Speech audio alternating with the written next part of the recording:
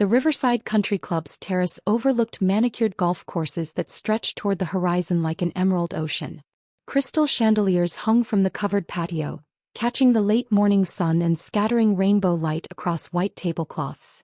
75 guests filled the space, all dressed in their country club finest, celebrating my father's 65th birthday with mimosas and imported caviar. I sat at the family table wearing a cotton sundress I'd bought 3 years ago at a department store sale. $28 if I remembered correctly. My sister Natalie sat across from me in head-to-toe Dior, her jewelry probably worth more than most people's cars.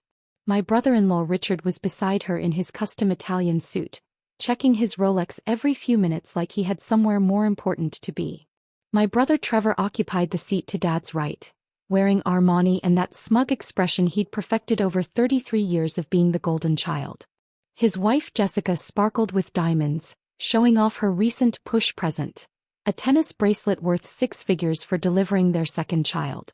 Dad held court at the head of the table in his country club blazer, basking in the attention of successful children who'd followed in his footsteps.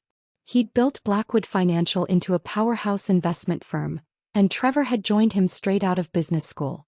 They managed portfolios for the ultra-wealthy, the kind of money that required face-to-face meetings and handshake deals on golf courses. And then there was me, Gabriella Blackwood, the daughter who'd disappointed everyone by becoming a travel blogger. "Gabriella, darling," Mom said from Dad's left side, her voice carrying that particular tone of forced cheerfulness she used when addressing me in public. "You're so quiet. Did the flight tire you out?" Every head at nearby tables turned slightly. My family had perfected the art of public humiliation disguised as concern. "I'm fine, Mom," I said, taking a bite of my eggs Benedict. "Just enjoying the food." "Of course you are," Natalie said with a smile sharp as broken glass. "This must be quite a step up from your usual meals. What do travel bloggers eat? Airport food court cuisine? Hostel cafeteria specials?" Polite laughter rippled around the table. I continued eating. "Now, Natalie," Dad said, but his tone carried more amusement than reproof. "Your sister has chosen an unconventional path. We should be supportive even if we don't understand it." "Unconventional," Trevor snorted into his mimosa. "Is that what we're calling it? I'd call it financially irresponsible, but sure, let's go with unconventional." "Trevor," Mom said softly, though she was smiling, "be kind to your sister." "I am being kind," he protested. "I'm just stating facts. Gabi's been finding herself, through travel for what, 7 years now? Living out of a backpack, staying in budget hotels, writing little blog posts about street food and hiking trails. Someone has to document the authentic travel experience," I said mildly. "The authentic experience," Natalie repeated, making air quotes. "Gabi, you're 30 years old. When are you going to get a real job? Join the real world." "I have a job," I said. "Writing a blog that, 12 people read." Richard joined in, laughing. "That's adorable. Do you make enough to cover your web hosting fees?" The table erupted in laughter. Even Mom chuckled behind her hand. I set down my fork carefully and took a sip of orange juice. Not a mimosa. Just juice. Because apparently that detail mattered to them too. "Actually," Jessica said, leaning forward with false sweetness, "I tried to find your blog last week. Wandering Gabi, right? The design is very basic. Very 2010. Have you considered updating it? Maybe taking a web design course?" "I'll keep that in mind," I said. "You should also consider your carbon footprint," Natalie added, warming to her theme. "All that flying around on budget airlines, contributing to climate change just so you can write blog posts nobody reads. It's quite selfish, really." "Budget airlines," Trevor echoed, grinning. "Remember when she posted that photo from inside a plane? The seats looked like they were from 1985. I showed everyone at the office. We had a good laugh." "You probably flew here on one of those discount carriers," Natalie continued. "What was it, Spirit? Frontier? One of those airlines where they charge you extra just to breathe." The whole table laughed at that. Dad was actually wiping tears from his eyes. "Natalie, that's enough," Mom said, but she was still smiling. "Though, sweetheart," she turned to me, "you really should let your father help you with travel expenses. Flying economy at your age is just, well, it's sad." "I manage fine," I said. "Do you though?" Trevor leaned back in his chair, swirling his mimosa. Because I saw your apartment when I was in Seattle last year. That studio in the University District? Gabby, I've seen prison cells with more square footage. It suits my needs, I said simply. Your needs are clearly very minimal, Richard observed. Which I suppose is fortunate given your income level. Dad cleared his throat, getting ready to make one of his pronouncements. Gabriella, your mother and I have discussed this extensively. We're worried about you. This travel blogging hobby has been charming, but it's time to think about your future. Your real future, Mom added. Not this fantasy of being a digital nomad or whatever you call it. Trevor's offered you a position at Blackwood Financial multiple times, Dad continued. Entry level, of course. You'd need to prove yourself. But it's a real salary, real benefits, real career trajectory. Unlike whatever it is you're doing now, Trevor added helpfully. I appreciate the offer. I started. She's going to refuse again, Natalie told the table, rolling her eyes. She always refuses. Too proud to accept help from her successful family. Too stubborn to admit she's failed. I haven't failed, I said quietly. No. Natalie's voice rose. You're 30 years old with no career, no property, no retirement savings, no investments, nothing. You live in a 400-square-foot studio apartment and fly on airlines that make you pay for carry-on bags. If that's not failure, I don't know what is. You know what the worst part is? Jessica chimed in. She had every advantage. Went to Stanford on Dad's dime. Got a degree in international business. Had job offers from top firms. And she threw it all away to travel around taking selfies. Not selfies, I corrected. Travel content. Oh, I'm sorry, Jessica said mockingly. Travel content. How professional. Do you at least monetize it? Run ads? Sponsored posts? Some, I said. Some, Trevor repeated. Meaning what, you make maybe $200 a month? $300 if you're lucky? Gabby, I make more than that in interest while I'm sleeping. The comparison hung in the air. Trevor's success versus my failure. Natalie's designer wardrobe versus my sale rack dress. Their country club memberships versus my budget airlines and hostels. I just don't understand, Mom said, and for a moment she almost sounded genuinely sad. You had so much potential. You were so smart, so capable. And you've chosen to waste it all on this wandering lifestyle. It's not a waste to me, I said. Because you have no ambition, Natalie said flatly. No drive. You're content to be mediocre. Mediocre might be generous, Richard added. I'd say she's actively choosing poverty. It's not poverty, I protested mildly. You flew here on a budget airline, Natalie said, her voice rising to ensure nearby tables could hear. You probably flew coach. Actually, you probably flew basic economy, the seats that don't even recline. You probably had to check your one pathetic carry-on because you couldn't afford priority boarding. The nearby tables had gone quiet now, guests openly listening to the Blackwood family drama. I bet you had a middle seat, Trevor added, laughing. Squished between two strangers for 5 hours. While normal successful people fly business class at minimum. Business class, Natalie scoffed.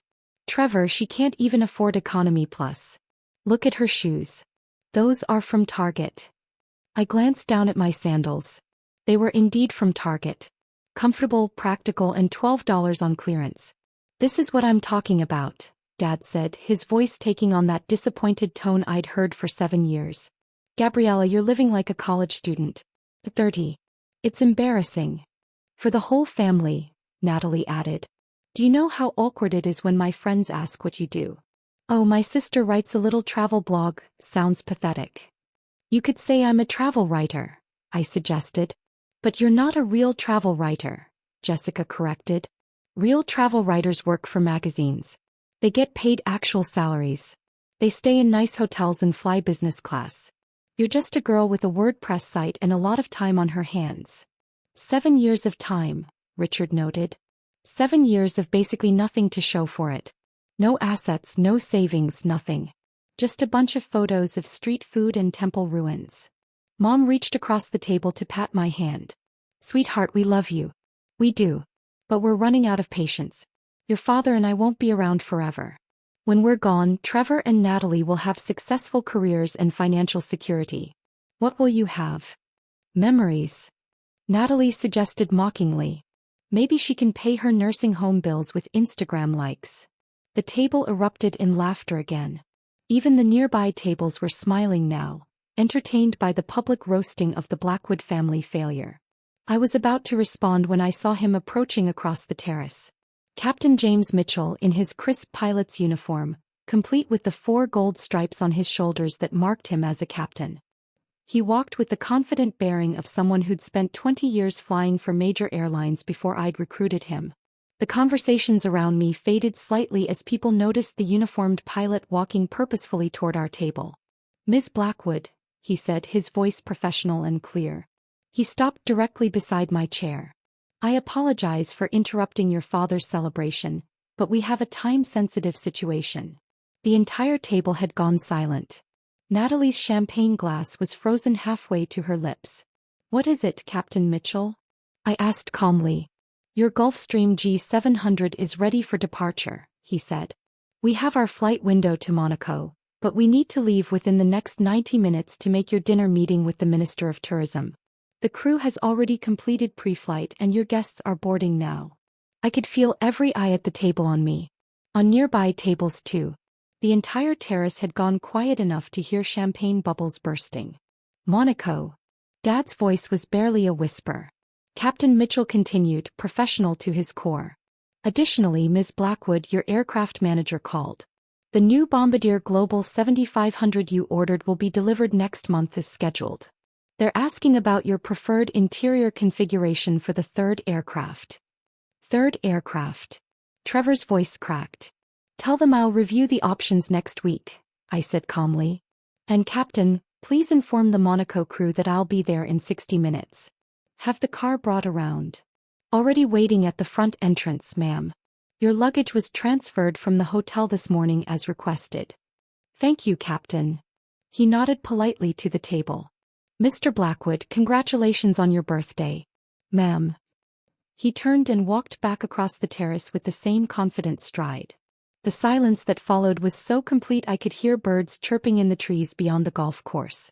Natalie's champagne glass slipped from her hand. It hit the table edge and shattered, sending crystal shards and expensive champagne across the white tablecloth. She didn't even notice. "Did he say?" Mom couldn't finish the sentence. "Gulfstream G700, Richard whispered, his face pale. That's a $75 million aircraft. And she's ordering a 3rd plane," Jessica breathed. I set down my napkin and stood, smoothing my $28 sundress. "I should get going. Don't want to miss my flight window." "Wait," Dad's voice was strangled. "Gabriella. What, how do I own 3 private jets?" I asked pleasantly. "Well, technically the Bombardier isn't delivered yet, so currently I only own 2. But by next month, yes, 3. "That's impossible," Trevor said flatly. "You're a travel blogger." "I am," I agreed. "Among other things." I pulled out my phone and opened an app, then passed it down the table to my father. "That's my company. Wanderlux Global. We own and operate the world's largest luxury travel media and concierge network." Dad took my phone with shaking hands. He stared at the screen. "Revenue $3.2 billion annually. Net worth $8.4 billion. The number seemed to echo across the silent terrace. "Billion," Natalie repeated. "With a B." "Your blog," Mom whispered. "Wandering Gabby. Is the public-facing personal brand," I explained. "The small blog that 12 people read. That's actually followed by 42 million people across all platforms. It's the flagship property of Wanderlux Media, which owns 17 of the top 50 travel websites and social media channels in the world." I took my phone back and pulled up another screen. "We also own Wanderlux Concierge, the luxury travel planning service that books trips for heads of state, celebrities and billionaires. Our client list is completely confidential, but I can tell you we arrange approximately $15 billion in luxury travel annually." $15 billion, Richard breathed. "We also own a fleet of private aircraft that we charter when not in personal use," I continued. "The G700 Captain Mitchell mentioned is my primary aircraft. The Bombardier Global 8000 is for longer international routes. The Global 7500 I just ordered will be for the Asian market expansion. Asian market expansion, Jessica repeated numbly. Oh, and we own hotels, I added. 47 luxury properties in 32 countries. We're opening 12 more next year. You might have stayed at one, the Wanderlux Resort in Maui? The one with the private beaches and the 5-star spa. We stayed there for our honeymoon, Jessica whispered. It cost us $20,000 for the week. Yes, that's one of ours, I said. Glad you enjoyed it. Trevor found his voice, though it came out hoarse. You own billion-dollar companies. Multiple companies. 7 companies actually, all under the Wanderlux Global umbrella, I said. Travel media, luxury concierge services, hotel properties, private aviation, travel technology platforms, sustainable tourism development, and a venture capital fund that invests in travel and hospitality startups. I checked my watch. A simple Timex I'd worn for years because I didn't care about watches. I really do need to go. The Monaco meeting is important. We're finalizing a deal to develop 3 new resort properties on the French Riviera. $200 million investment. 200 million, Dad echoed faintly. Also, I pulled an envelope from my bag and placed it on the table in front of my father. Happy birthday, Dad. That's the deed to the vacation home in Aspen you've been talking about buying for years. 6 bedrooms, ski-in ski-out access, mountain views. I had it fully furnished. The keys are in the envelope along with the property documents. Dad opened the envelope with trembling hands. His eyes widened.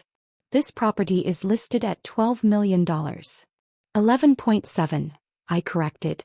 I negotiated. Also, I set up a trust to cover all property taxes and maintenance in perpetuity. You'll never have to worry about the costs. Mom was crying now, mascara streaming down her face. Natalie stared at me like I'd grown a second head. But, your apartment. Your clothes. The budget airlines. I never said I flew budget airlines, I corrected gently. You assumed. I actually flew here on my G700. I just didn't mention it because you all seemed so committed to your narrative about my poverty. Your studio apartment, Trevor said weakly, is actually the penthouse in a building I own in Seattle, I said. 4,000 square feet, rooftop terrace, Puget Sound views. But I call it a studio because technically the business occupies most of the building and I live in one unit. Seemed simpler than explaining I own a $12 million property. The Target shoes, Jessica whispered, looking at my sandals, are comfortable, I said with a shrug. I also own Louboutins and Manolos. I just don't care about designer shoes. These work fine for brunch. Richard was scrolling frantically on his phone. Wanderlux Global, it's real. She's listed as the founder and CEO. Forbes estimated her net worth at $8.4 billion last year. 8.6 now, I corrected. Good quarter in Q2. The nearby tables had erupted in whispered conversations. The Blackwood family drama had taken a turn no one had expected. Why? Dad's voice cracked. Why build all this in secret? Why let us think you were failing? I looked at him for a long moment. I didn't build it in secret, Dad. I told you 7 years ago I was starting a travel media company. You laughed and said I should stop playing with hobbies and get a real job. He flinched. I invited you to Wanderlux's launch event 5 years ago, I continued. You were too busy. I sent you our first annual report when we hit 100 million in revenue. You never mentioned receiving it.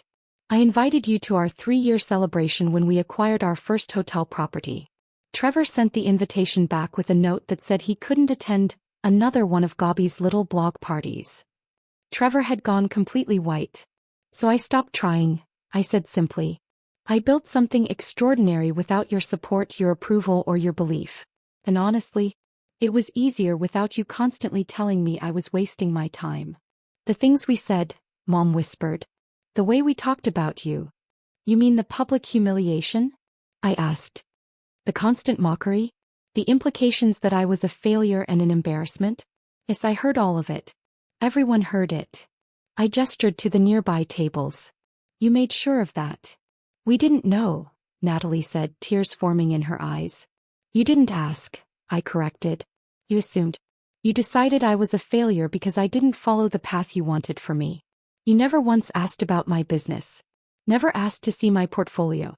Never asked how I was actually doing. Because you looked like you were struggling, Trevor protested weakly. I looked modest, I said. There's a difference. I don't believe in flashy displays of wealth. I think that's shallow and pointless.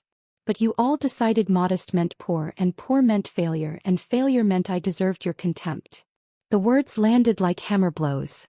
The blog posts Trevor showed everyone at his office, I said. That photo from inside the plane? That was from inside my Gulfstream G800 that I'd just purchased.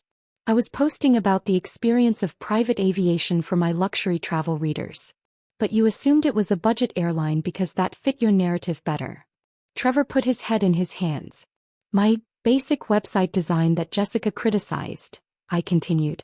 Wandering Gabby intentionally uses a minimalist design because our 42 million followers prefer clean, easy-to-navigate interfaces. We've won 3 Webby Awards for digital design.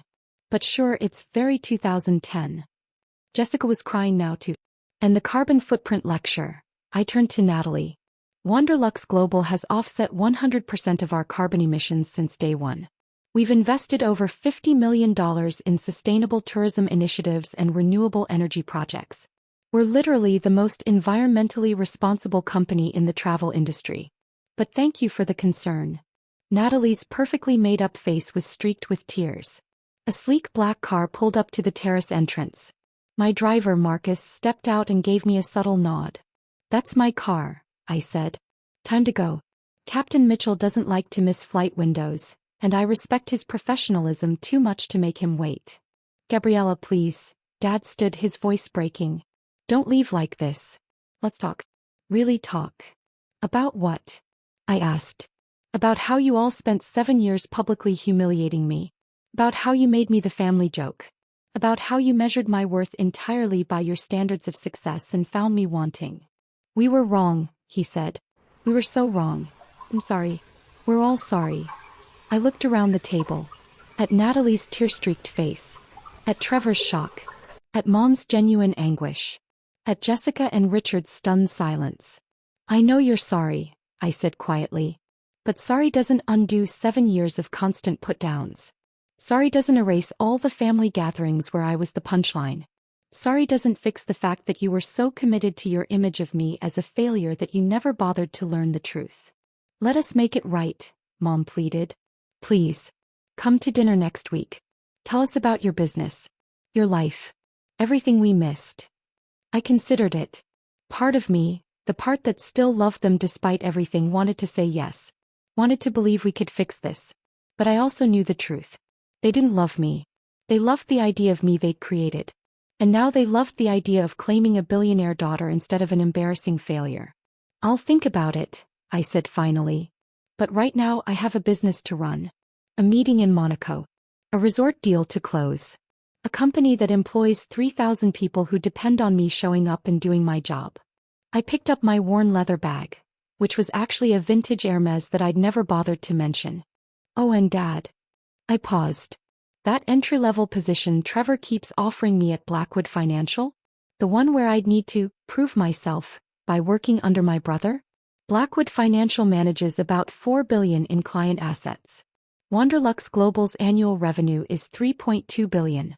I think I've proven myself just fine. I walked away from the table, across the terrace, past the staring guests, toward the car where Marcus held the door open. As I slid into the back seat, I could hear the explosion of conversation behind me. The Blackwood family trying to process what had just happened. The country club guests already pulling out phones to spread the gossip. Let them talk. Let them process. Let my family wrestle with the fact that they'd spent 7 years mocking someone who was building an empire 10 times larger than anything they'd ever achieved.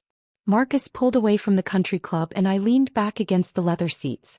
My phone buzzed. A text from my CFO. Monaco team confirms meeting moved to 6 p.m. local time. Also, the acquisition talks with Sterling Hotels are ahead of schedule. They want to close by end of month.